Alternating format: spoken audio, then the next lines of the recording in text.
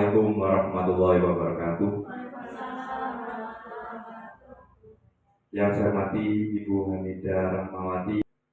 Pertama-tama marilah kita panjatkan syukur kehadirat Allah Subhanahu wa taala yang mana pada siang hari ini kita berkumpul dalam keadaan sehat walafiat. Bapak dan Ibu yang saya hormati, sebelum acara ini kita buka, marilah kita bersama-sama membuka acara pada pagi hari ini dengan bacaan basmalah bersama-sama. Bismillahirrahmanirrahim. Dan tibalah kita pada kegiatan inti, yaitu aksi nyata diseminasi budaya positif yang akan disampaikan oleh Ibu Hamidah Rahmawati selaku CGP Angkatan 10. Kepada beliau, waktu dan tempat kami persilakan.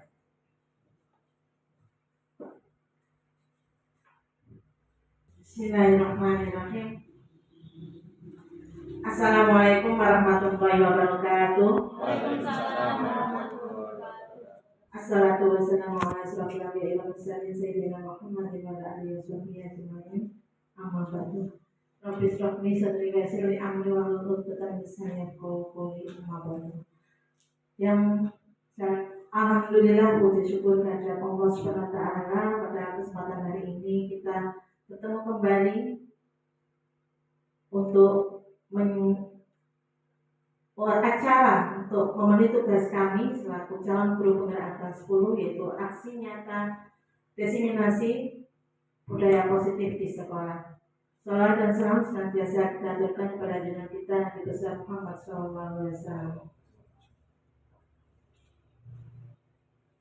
Yang terhormat Bapak Ibu guru undangan yang sudah berkenan hadir, saya ucapkan terima kasih banyak untuk waktu yang sudah panjenengan luangkan, waktu yang jenengan investasikan untuk memajukan pendidikan di Indonesia, terutama untuk memerdekakan belajar anak didik kita di SD and Blue.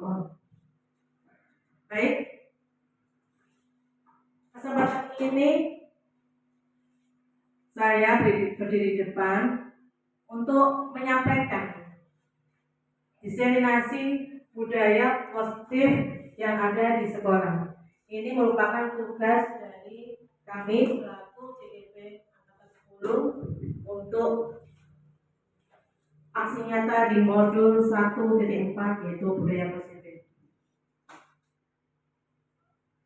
Nah, baik Bapak Ibu, sebelum kita mulai, agar kita tidak tegang ya, beri waktu 30 detik saja untuk tersenyum. Silahkan Bapak Ibu untuk saling berhadapan kepada temannya untuk memberikan senyum terbaiknya, yang diawali dengan senyum manis dulu.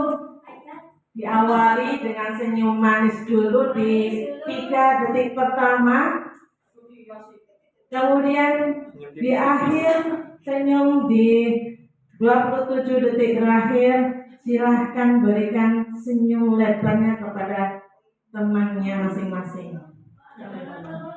Silahkan berhadapan pada temannya.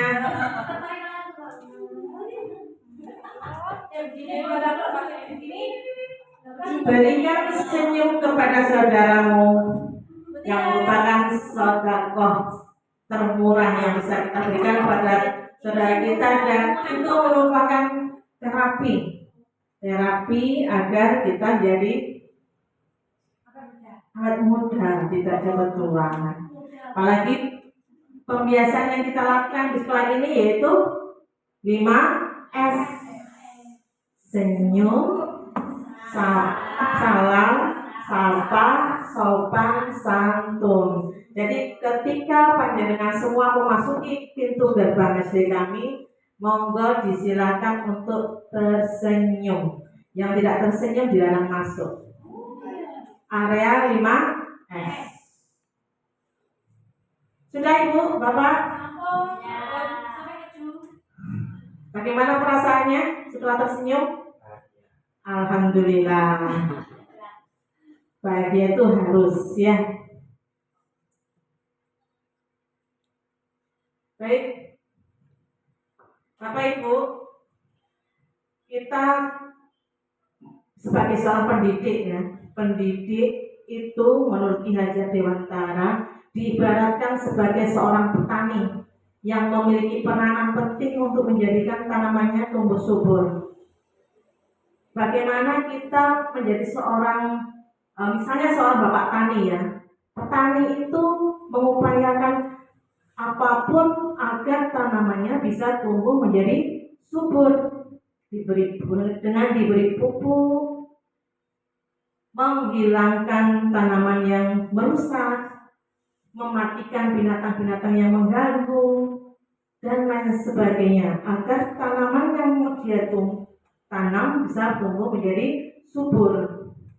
Nah, jadi kita di sekolah ini diibaratkan sebagai tanah tempat bercocok tanam, sehingga guru harus mengusahakan sekolah jadi lingkungan yang menyenangkan, menjaga dan melindungi murid-murid dari hal-hal yang tidak baik, sehingga karakter anak didik kita menjadi tumbuh karakter baik, karakter sopan, santun, ramah, dan lain sebagainya.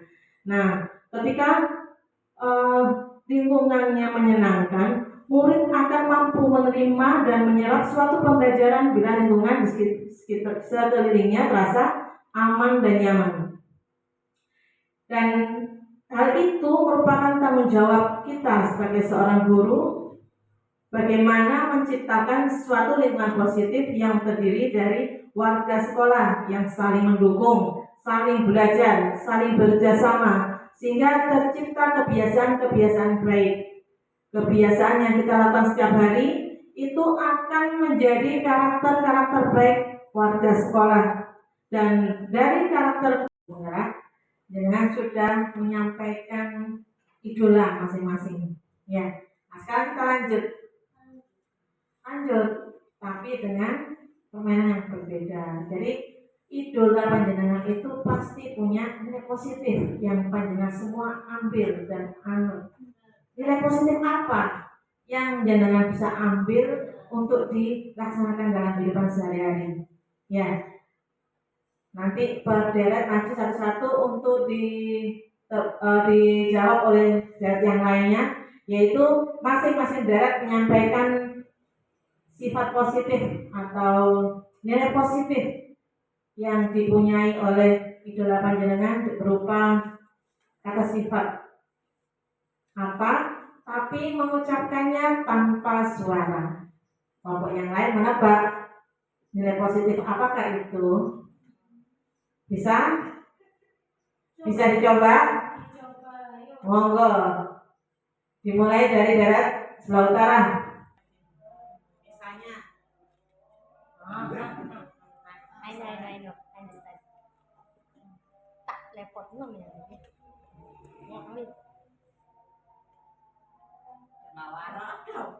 Oh gampang.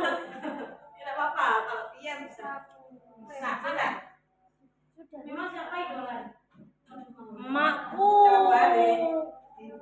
Sebelumnya disampaikan aja dulu idolanya siapa, Bu. Oke, biar tahu apa ibu guru yang lain.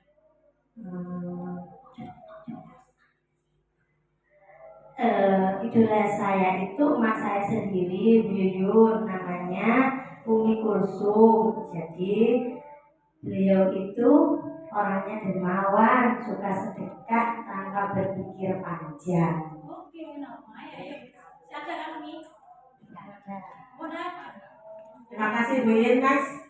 Ngomongnya Bu Dini, darahnya Bu Dini.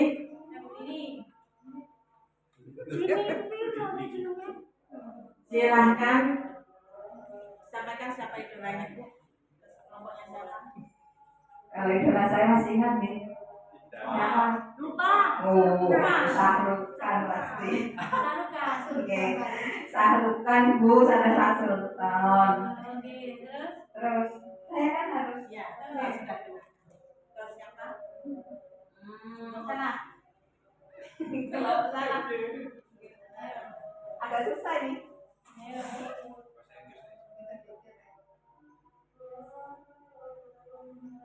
Karismatik. Oh, siap.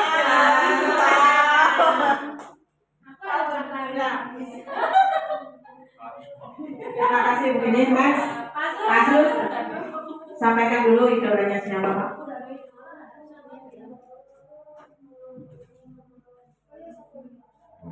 Idola saya Presiden terpilih Prabowo Subianto karena dia mempunyai sifat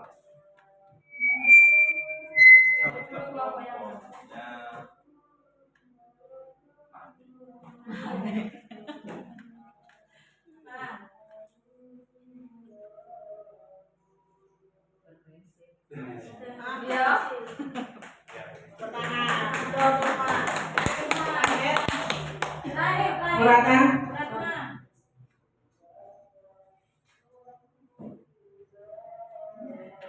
Idola saya insya Allah masih ingat karena idola saya itu sama dengan Bu Iin, sama-sama ibu.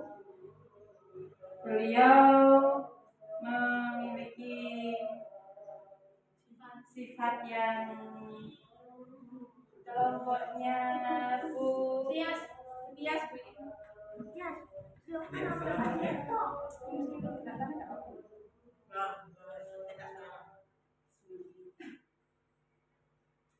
Mohon maaf, saya tidak belajar ilmu seperti itu. Saya aku turun belajar. Tidak. Thinking. Positive thinking. Positive thinking. Oh, selalu berpikiran baik. Baik. Baik. Tepuk tangan ke semuanya. Alhamdulillah kita sudah mendapatkan nilai-nilai positif dari idola kita, ya.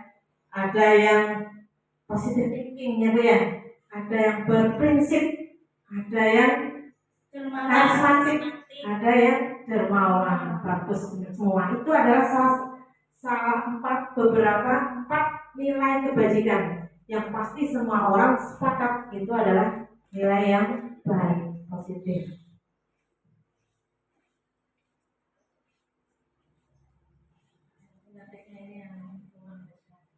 Selanjutnya kita belajar tentang kebutuhan dasar manusia. Kebutuhan dasar manusia adalah segala sesuatu yang kita lakukan untuk mendapatkan apa yang kita inginkan. Seluruh tindakan yang kita lakukan memiliki tujuan tertentu, dan semua usaha terbaik yang kita lakukan adalah dalam rangka agar kebutuhan dasar kita terpenuhi dengan baik. Nah, kebutuhan dasar manusia itu ada 5.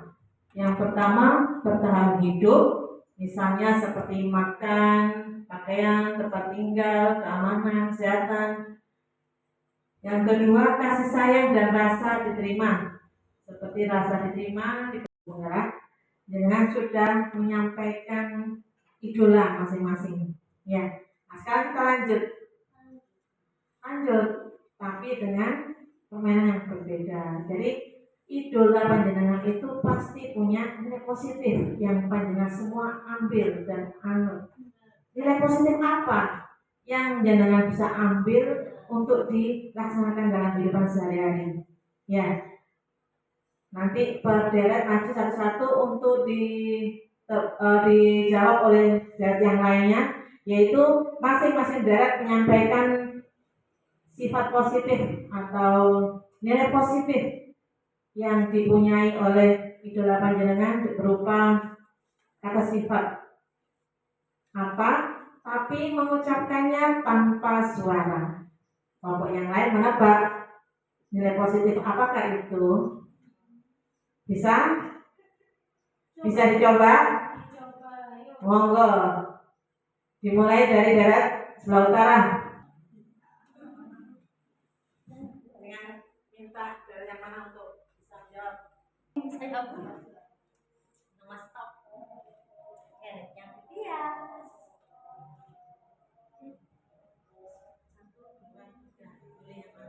Oh ini. Saya enggak usah suara. Kata suara sampaikan apa ke kelompoknya. Misalnya I know, understand. Tak lepot namanya.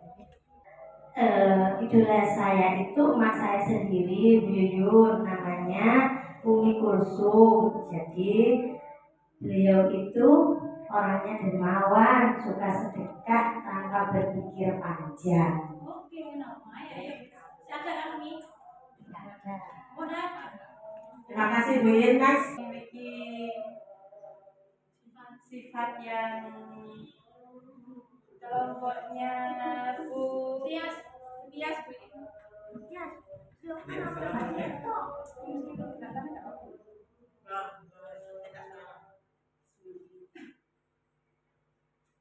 Mohon maaf, saya tidak belajar ilmu seperti itu. Bahasa syarat. Saya aku turun belajar. Tidak. Thinking, positive thinking. Positive thinking. Oh, selalu berpikiran baik. Baik. Baik. Tepuk tangan untuk semuanya. Alhamdulillah kita sudah mendapatkan nilai-nilai positif dari idola kita, ya. Ada yang positive thinking ya Bu ya, ada yang berprinsip, ada yang karismatik, ada yang dermawan. Bagus semua. Itu adalah salah empat nilai kebajikan yang pasti semua orang sepakat itu adalah nilai yang baik, positif.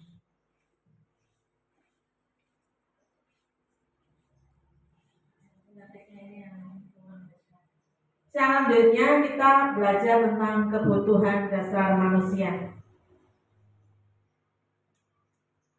Kebutuhan dasar manusia adalah segala sesuatu yang kita lakukan untuk mendapatkan apa yang kita inginkan. Seluruh tindakan yang kita lakukan memiliki tujuan tertentu, dan semua usaha terbaik yang kita lakukan adalah dalam rangka agar kebutuhan dasar kita terpenuhi dengan baik.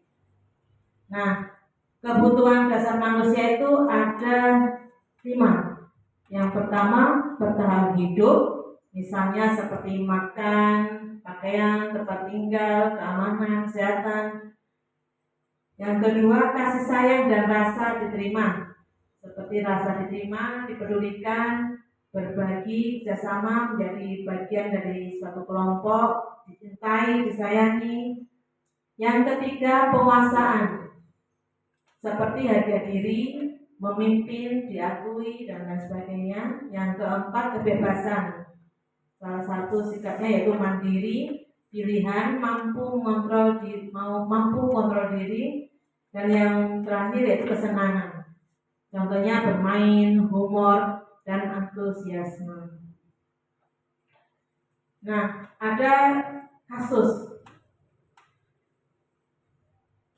Bu Iin, guru wali kelas 3, sedang bingung menghadapi ulas salah satu murid di kelasnya yaitu Albi. Beberapa anak telah datang mengeluhkan Albi yang seringkali meminta bekal makan siang mereka dengan paksa. Jika Anda menghadapi situasi seperti Bu Iin, apa yang akan Anda lakukan? Menurut Anda kira-kira apa alasan Albi melakukan itu? Seperti yang sudah disampaikan tadi, seseorang melakukan sesuatu karena untuk memenuhi kebutuhan dasarnya. Apa saja ya yang menyebabkan Albi melakukan hal tersebut? Dalam konteks penerapan disiplin positif, Bu Iin sebaiknya mencari tahu alasan Albi melakukan tindakan tersebut agar mengetahui kebutuhan mana yang sedang berusaha dipenuhi oleh Albi. Misalnya ketika dia mengambil makanan, berarti Albi mungkin lapar ya, sehingga dia harus memenuhi kebutuhan hidupnya untuk bertahan hidup. Yang kedua, Albi ingin menjadi perhatian teman-temannya, jadi kebutuhan dasar kasih sayang. Yang ketiga, dia merasa hebat, kebutuhan dasar penguasaan. Yang keempat, Albi bosan dengan bekalnya, bebasan. Yang kelima, Albi iseng, yaitu kebutuhan dasar kesenangan. Selanjutnya, posisi kontrol guru.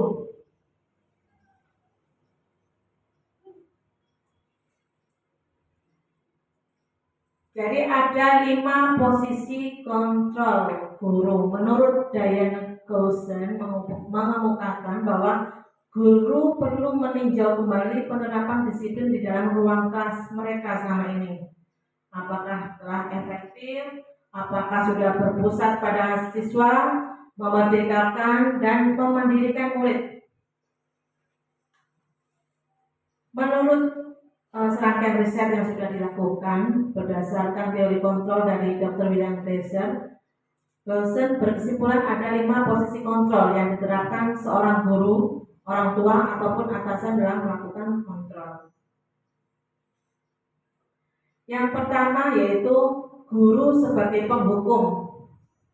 Yang kedua, guru sebagai pembuat merasa bersalah. Yang ketiga, guru sebagai teman. Yang keempat, guru sebagai pemantau. Yang kelima, guru sebagai manajer. Nah, kita sekarang yang kita lakukan selama ini masuk dalam posisi yang mana? Menurut jenengan sebelum materi di selanjutnya saya sampaikan, menurut jenengan kita selama ini berada di posisi yang mana? Yang keempat? Yang lain? 3. Yang lain? 1, 3, 4, 5. Menghukum Pak ya? Mengakui Pak ya? Iya, mengakui bahwa kita selama ini memang suka menghukum. Baik, kita kupas. Ini contoh dari kasus untuk penerapan 5 posisi kontrol guru. Misalnya ada kasus murid tidak memakai atribut lengkap saat upacara. Hormat bendera selama 1 jam. Itu adalah penghukum. Berapa kali ibu harus memberitahu kamu? Selalu saja mengecewakan ibu. Itu adalah posisi pembuat merasa bersalah. Ayo dong ikuti aturan sekolah. Tolong bantu ibu ya sekali ini. Ya sudah, tidak apa-apa, lain kali jangan diulangi lagi ya. Ini adalah posisi teman. Kamu sudah melanggar peraturan sekolah. Kamu tahu konsekuensinya. Setelah upacara kamu beli atributnya ke koperasi dan jangan diulangi lagi. Itu sebagai pemantau. Yang terakhir yaitu posisi manajer. Apakah kamu tahu kesalahanmu? Kira-kira bagaimana kamu memperbaiki kesalahanmu? Posisi manajer. Nah, dari kelima posisi kontrol tadi, itu sebaiknya guru itu menggunakan posisi kontrol sebagai manajer. Karena apa? Karena sebagai manajer, guru dapat berbuat sesuatu bersama murid, mempersilahkan murid bertanggung jawab, dan mendukung murid agar dapat menemukan solusi. Jadi dalam posisi manajer itu, kita tidak menghakimi, tidak menghukum anak, tapi kita bersama-sama dengan murid untuk mencari solusi yang baik atas permasalahan yang sedang terjadi. Nah, yang terakhir mungkin ya, segitiga restitusi. Apa itu ya segitiga restitusi? Ada yang sudah mengerti mungkin? Ada yang sudah tahu tentang segitiga restitusi?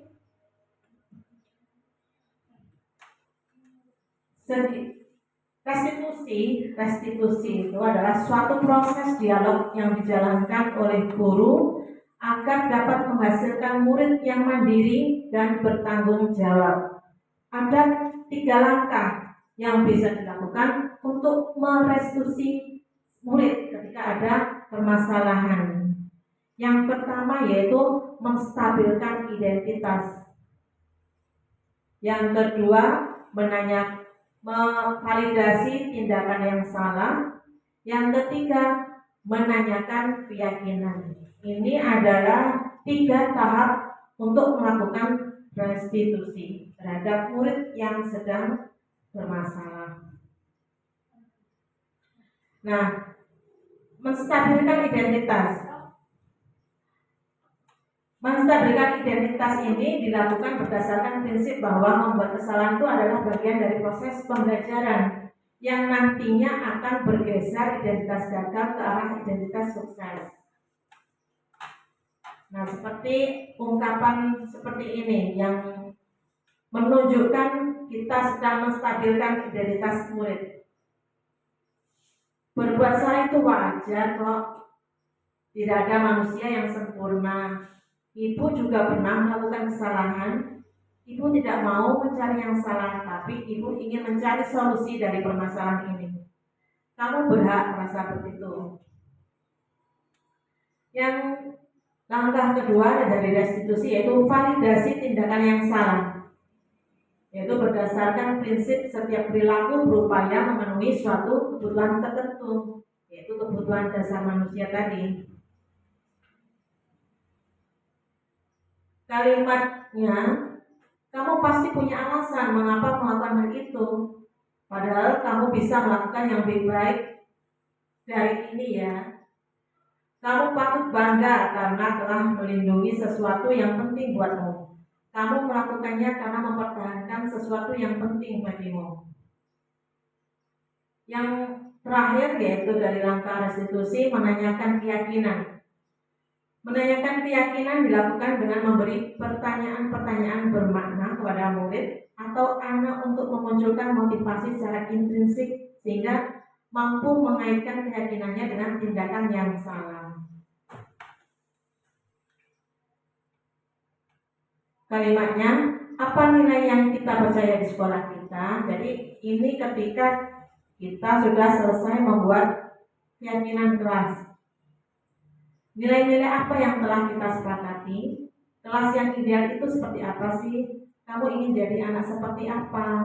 Gitu. Jadi contoh lagi, apa yang setelah kita melalui tahap 1, 2 tadi, kita bisa tanyakan, nanti setelah ini apa yang kamu lakukan?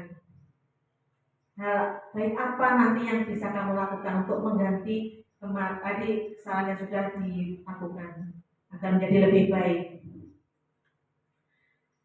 Nah, ini contoh kasus yang sudah saya lakukan yaitu merestitusi Irul, siswa kelas 6 ya. Jadi ketika sholat zuhur, Irul dan juga beberapa temannya sholat berjamaah, namun mereka melakukannya dengan terburu-buru dan seenaknya.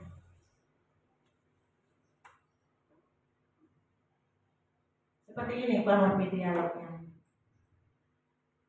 Bisa dipraktekkan mungkin? Monggo, siapa yang jadi bu guru, siapa jadi murid atau pak guru? Monggo. Asul, monggo Asul sama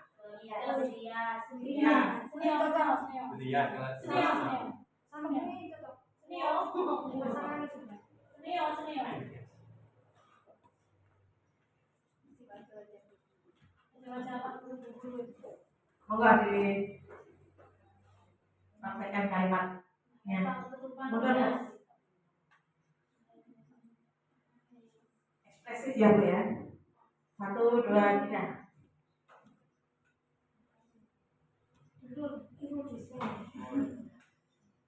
Assalamualaikum Bu. Waalaikumsalam. Kemarin saya melihat kamu sedang sholat zuhur berjamaah, tapi kamu terburu-buru dan seenaknya sholatnya. Apa benar seperti itu? Iya Bu, kemarin saya sholat berjamaah memang terburu-buru dan sampai sempat bergurau. Kamu juga melakukan hal yang sama. Memang beberapa anak jika sholat berjamaah suka bergurau, hal wajar jika sudah bisa melakukan sholat. Baik, itu adalah contoh ucapan menstabilkan identitas. Ya, dah, jangan duduk. Monggo yang lainnya. Menstabilkan. Jadi anak biar tidak tertekan ya atas kesalahan yang sudah diperbuat. Next, Bu Iin atau Bu Ratna, Bu Dini, Bu Iin sama Kandik. Validasi tindakan yang salah.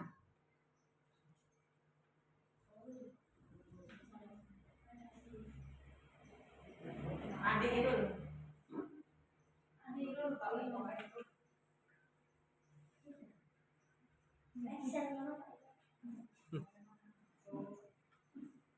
Tetapi kenapa kamu sholat seperti itu? Pasti kamu punya alasan, Dul. Karena saya buru-buru ingin segera pulang. Ini buru-buru amat. Kira-kira perbuatanmu itu benar apa salah, Dul? Berarti kamu telah melanggar keyakinan kelas.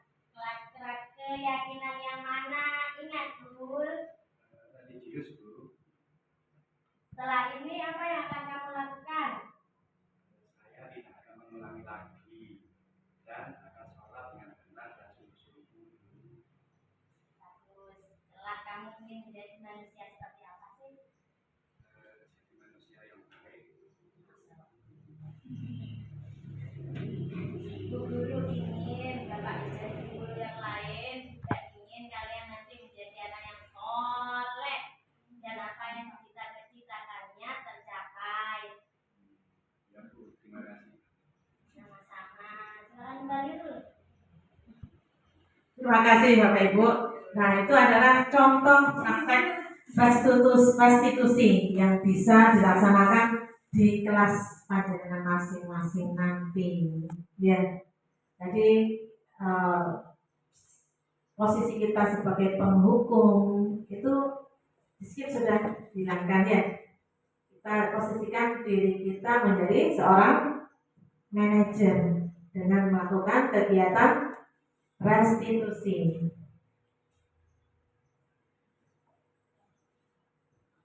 Sebelum saya tutup, dari kegiatan kita pada hari ini, apa saja yang bisa kita dapat dari awal hingga restitusi? Mulai dari Bu Iin, semua sampaikan.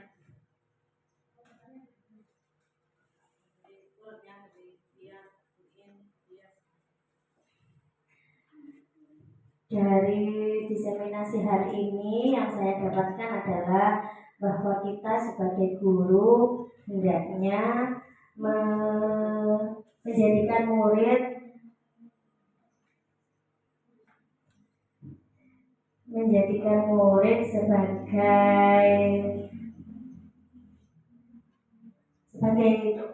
sebagai teman untuk menumbuhkan karakter baik sehingga nantinya murid-murid kita juga setelah lulus dari sekolah ini bisa menjadi murid dan bisa dipandang masyarakat secara baik.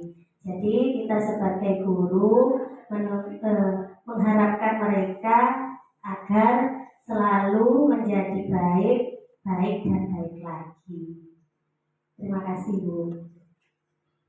Terima kasih Bu Iin. Apa yang kita dapatkan, apa yang panjenengan dapatkan dari diseminasi yang sudah laksana ini dari awal sampai akhir apa? Materi apa? 1, 2, 3.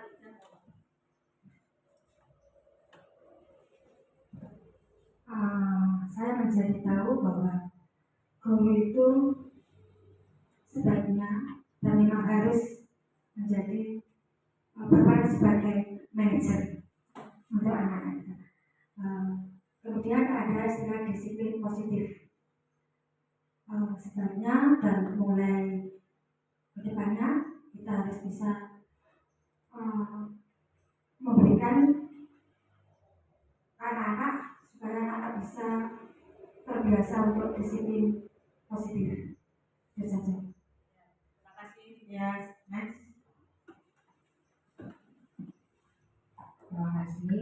Menurut saya yang pertama yang bisa kita dapatkan pada kesempatan kali ini yaitu yang pertama kita bisa menjadi manajer untuk anak-anak kita dengan cara melakukan restitusi segitiga restitusi ya. Jadi tidak usah menjudge kesalahan anak-anak, cukup kita mengarahkan saja dan mereka mengakui sebelah mana yang mereka salah. Kemudian yang selanjutnya yang bisa saya tarik kesimpulan, kita juga harus menerapkan disiplin positif yang berkaitan erat dengan profil pelajar Pancasila. Itu yang saya dapat. Terima kasih.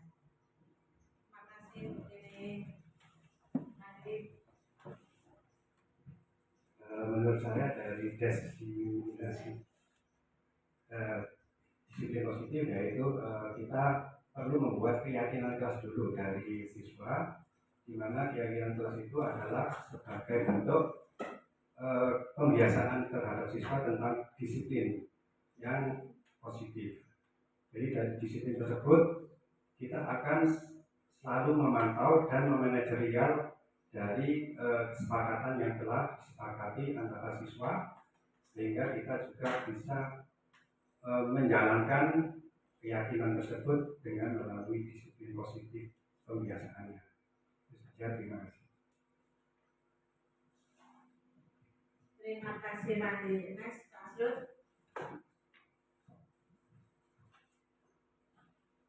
Terima kasih dari apa yang disampaikan oleh Ibu Hamida dari awal sampai akhir tadi, ditemukan kesimpulan bahwa guru diharapkan menjadi manajer yang bisa mengelola siswa dan pendidikan di kelasnya masing-masing dengan baik.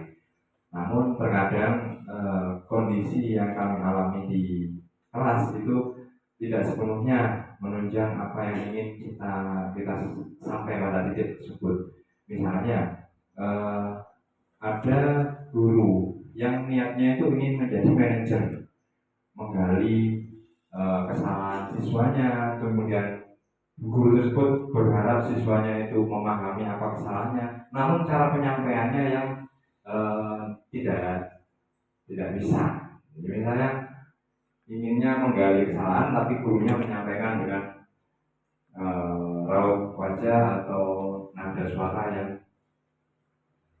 seolah-olah ingin menghukum. Jadi kadang siswanya juga begitu, siswanya tidak menangkap apa kesalahannya, tidak menangkap. Jadi ada dua sisi ini yang selama ini kita alami, dan semoga saja dengan berjalannya waktu dan terus-menerus berlatih akan bisa teratasi. Terima kasih.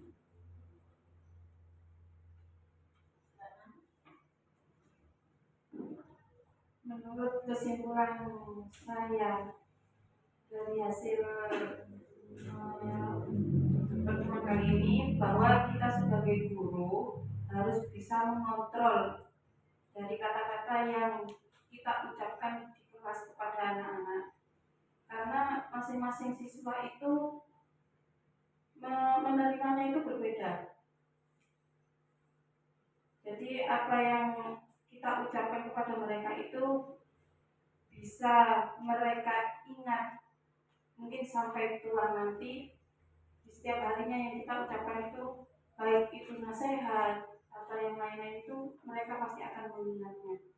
Jadi kita sebagai guru harus bisa mengontrol kata-kata kita sebagai guru.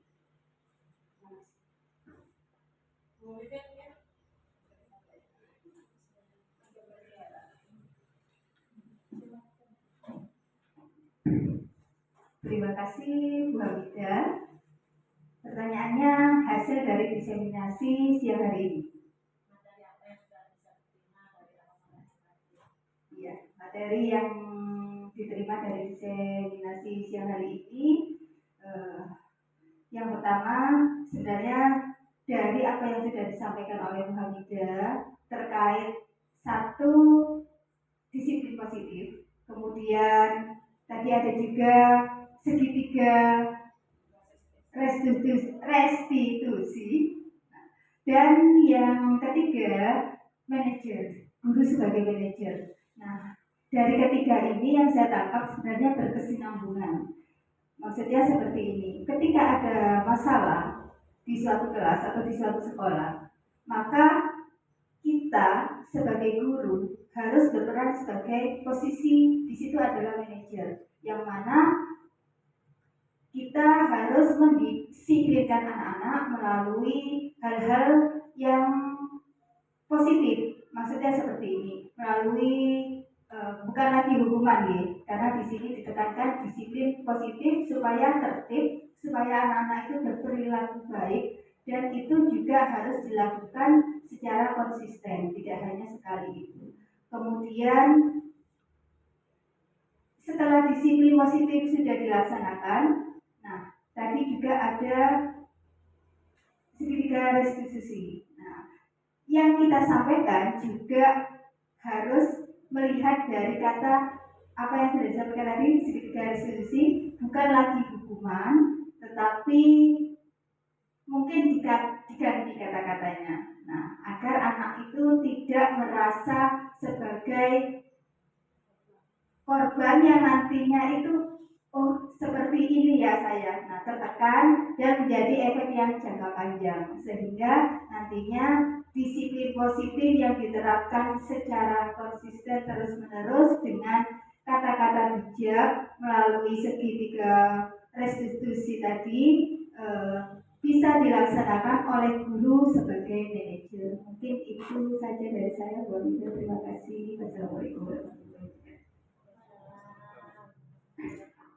Baik, terima kasih Bapak Ibu, pendapat panjenengan bagus sekali. Jadi dalam penerapan program disiplin positif ini, menurut standar nasional pendidikan, ya, banyak guru itu memiliki standar kepribadian profesional dan sosial yang baik, di mana guru mampu merefleksi dirinya dalam posisi kontrol saat ini, bagaimana perjalanan dirinya sebagai among atau manajer yang menuntun murid-muridnya menjadi insan yang mandiri, merdeka, dan bertanggung jawab. Nah, seperti itu. Ada kata kuncinya, menuntun. Nah, itu menuntun.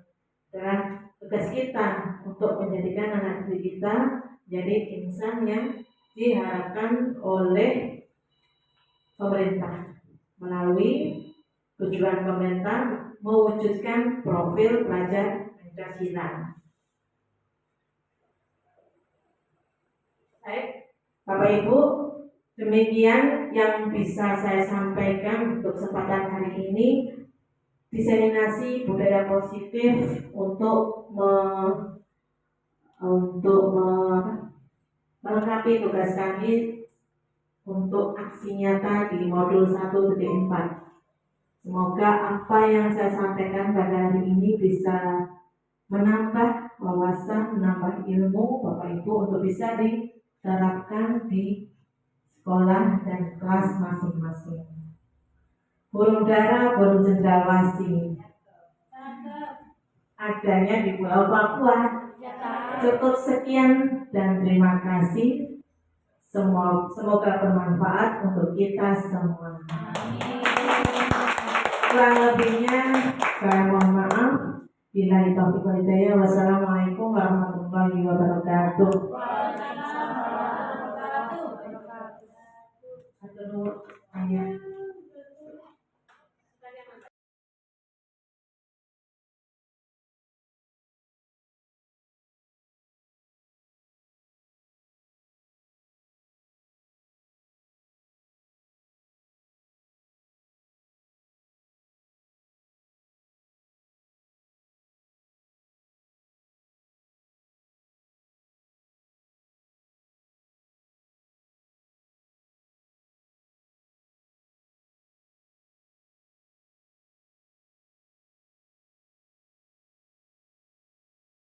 Anak, alhamdulillah kalian dalam kondisi sehat semua. Alhamdulillah. Baik. Hari Rabu kemarin kita melakukan atau membuat apa? Membuat keyakinan kelas yang berasal dari peraturan kelas yang kalian buat sendiri. Coba apa saja peraturan kelas kemarin yang sudah kalian buat? Katakan.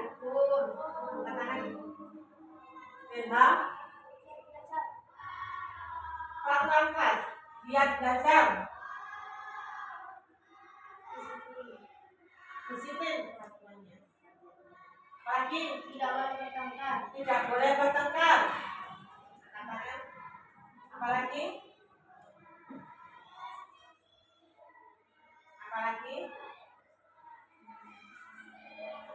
Banyak. Datang tepat waktu. Mengerjakan soal dengan tepat waktu. Ya, bagus. Nah, dari peraturan kelas yang sudah kita buat itu, kita catat. Ya, kita catat dan kita salurkan menjadi sebuah keyakinan kelas yang kita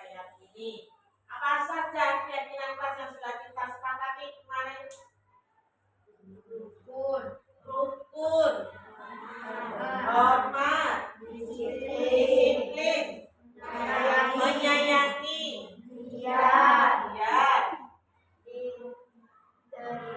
diterima dan diakui.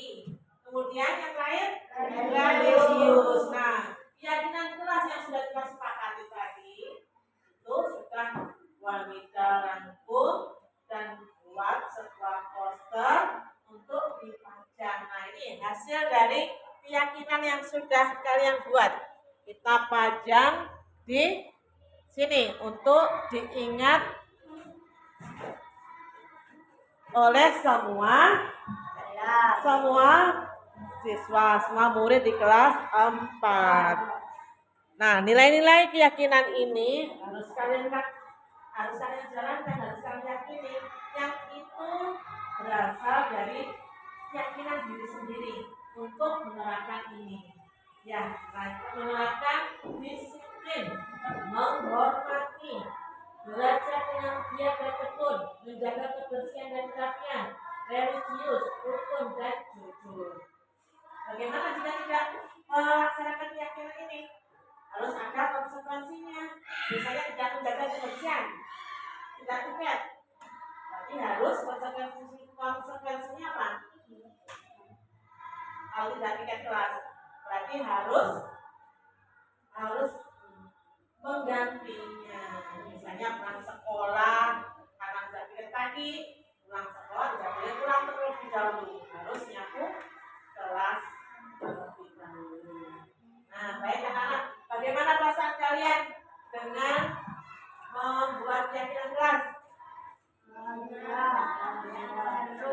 Seru, bahagia, senang. Bagaimana senangnya? Kenapa?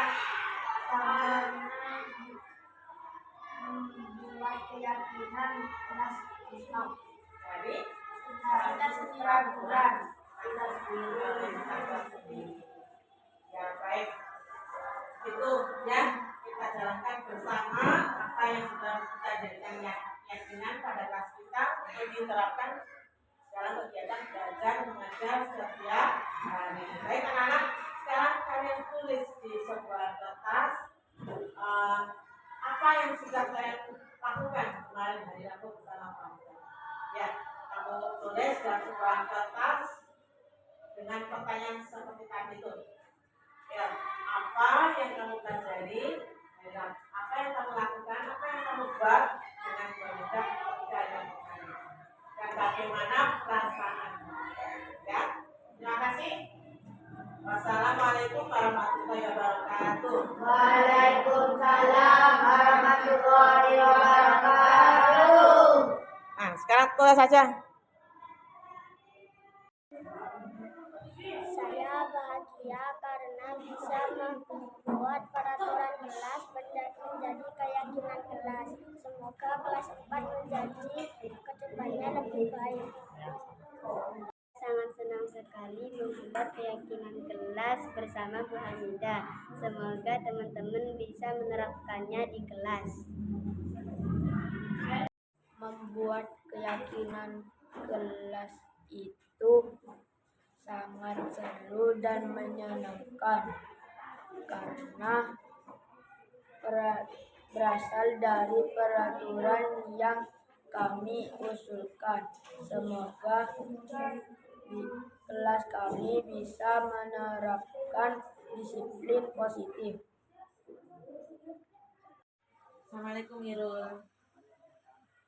Pamita panggil ke kantor karena kemarin Pamita kita sholat zuhur melihat kamu dan beberapa temanmu sholatnya tidak tertib. Coba ceritakan kemarin apa yang kamu lakukan dan temanmu ketika sholat zuhur. Bergurau dan teriak terus dan cepat-cepat. Jadi ketika sholat kamu berteriak-teriak, bergurau dan cepat-cepat. Teman-temanmu juga seperti itu ya. Rata-rata memang anak-anak itu sholatnya seperti itu, banyak yang bergurau, tidak tertib. Nah, seperti itu apa rasanya kamu lakukan? Kenapa kamu melakukan hal itu? Karena terburu-buru, karena ingin segera pulang. Baik. Dari yang kamu lakukan itu, menurut kamu benar apa tidak tindakannya? Salah, karena tindakanmu itu sudah melanggar keyakinan keyakinan kelas yang mana yang kamu langgar? Religius, sholat dengan tidak bersungguh-sungguh. Nah, kamu tahu kesalahanmu dari apa yang kamu lakukan tadi. Nanti kedepannya apa yang ingin kamu perbaiki dari tindakan kamu ini? Akan lebih baik dalam hal sholatnya lebih baik dilaksanakan dengan benar dan sungguh-sungguh. Apa sih yang kamu harapkan nanti kedepannya? Apa yang kamu inginkan?